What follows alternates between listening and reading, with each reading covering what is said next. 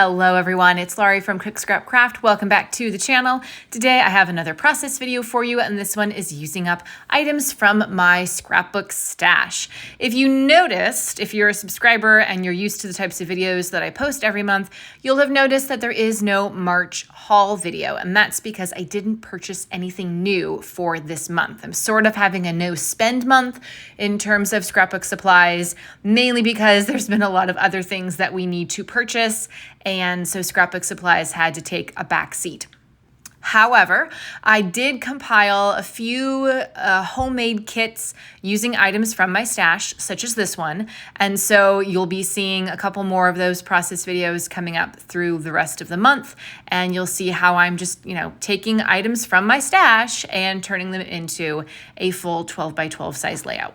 So for this one, it's a school-themed layout, because I'm using my daughter's school photo. And then I don't know about your school districts. This wasn't a thing when I was in school, but they have the fall photo, which is like the official traditional style school picture. And then they come back in February and do spring pictures where the kids are, it's almost like not really a full body. You can kind of see there.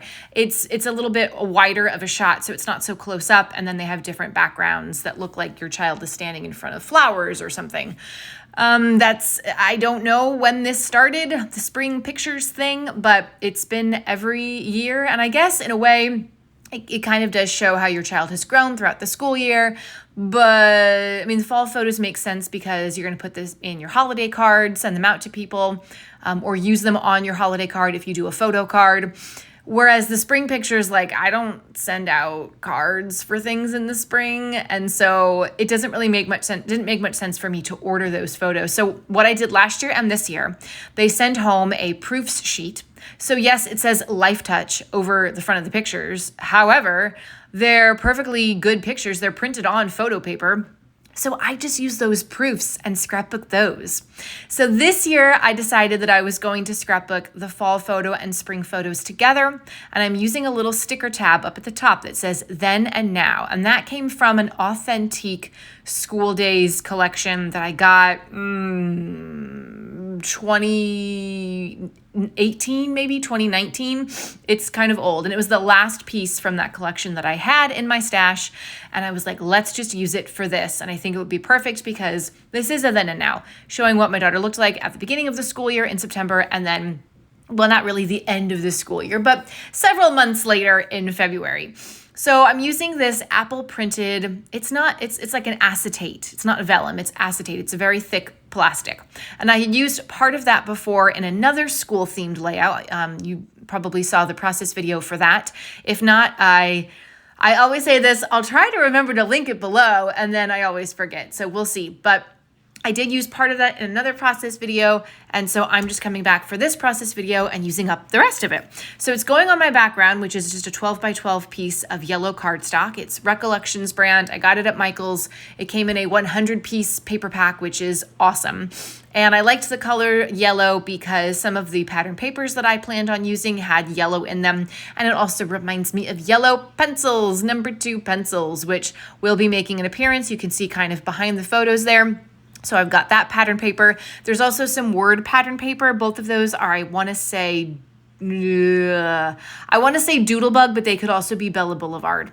Yeah, but the word pattern paper just says I love school. So it's just black and white, very neutral. I'm trying to see if I can fit any of these other more bolder patterns behind the photos. It took me a while to figure out the correct placement of these photos. I'm not going to lie. What I ended up doing was taking the strip of the photo proofs and cutting them into individual photos so that I could stack them up a little bit, and they weren't the photo strip wasn't taking up so much room, because I wanted to see those pattern papers that are layered up behind the photos, or going to be layered up behind the photos. And it just wasn't going to work out with the photo proofs being in that strip. So actually the background little strips with the pencils and the words, that's going to extend across the page.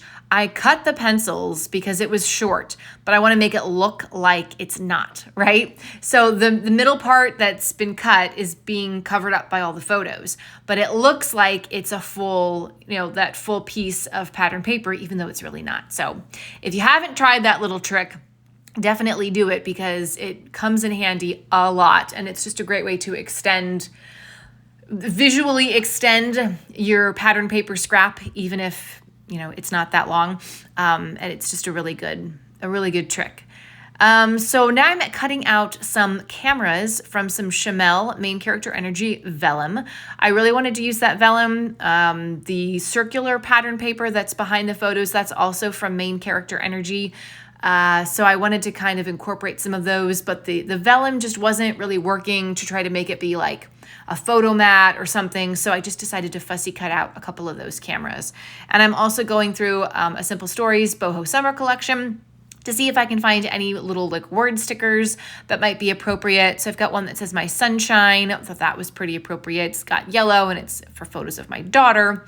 And then off camera, I am gonna go back through my stash to see if I can find anything else to really spruce this layout up, because right now, I don't have a whole lot of embellishments, and I don't like that. I could keep it very simple with just a cluster of 3 in each of the 3 spots that you see me working with, but I don't want to do that because I know that somewhere in my scrapbook stash, I have enough embellishments for, to really extend those clusters out and really add some nice dimension and things. So you can see here, I say I do this off camera. I do a lot more off camera, but these are Echo Park, and I can't think of the name of the collection, but it's something that I got recently.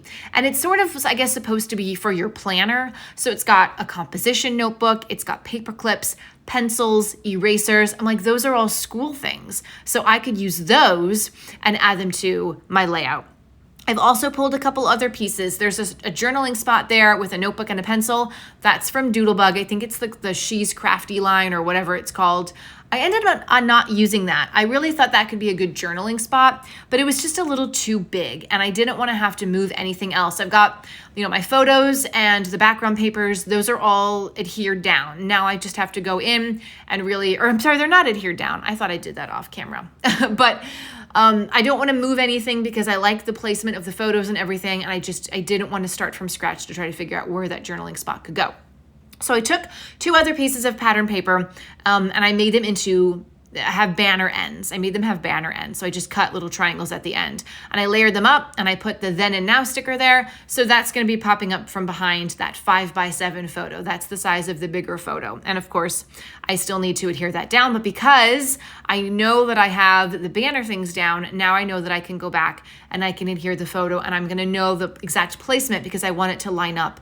I want the top of the photo to line up with the bottom of that then and now sticker.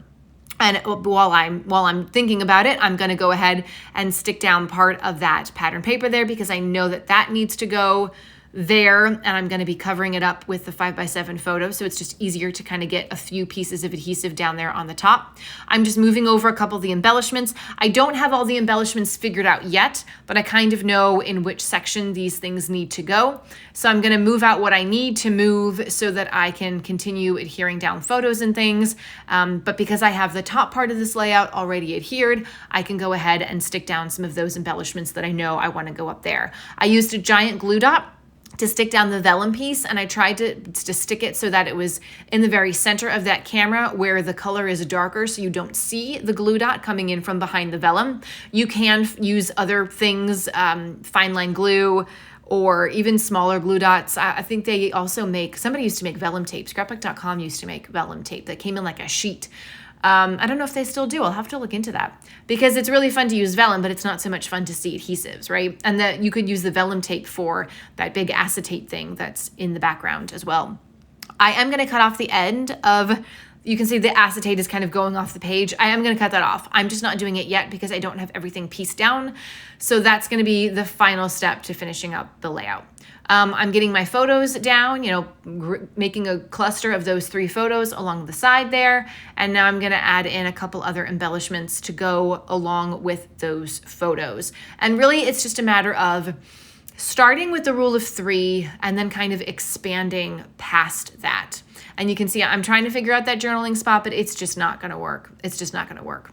I've got a pencil there. I've got a couple other really cool pieces from the Echo Park collection that I'm trying to figure out the best placement. I know that my sunshine is going to go there. And I also am going to come back in and add some enamel dots to all of these embellishment clusters just to add something a little bit more. And what I love about this is that these are all pieces from different collections. None of this really goes together. It didn't come together, but you can make different collections go. You can mix and match. Don't be afraid to do that. And don't be afraid to say, well, this has red in it and this has orange in it.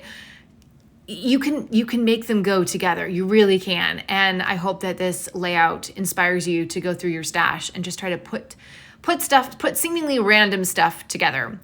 If you are enjoying this video and it is giving you some scrapbook inspiration, definitely give it a thumbs up.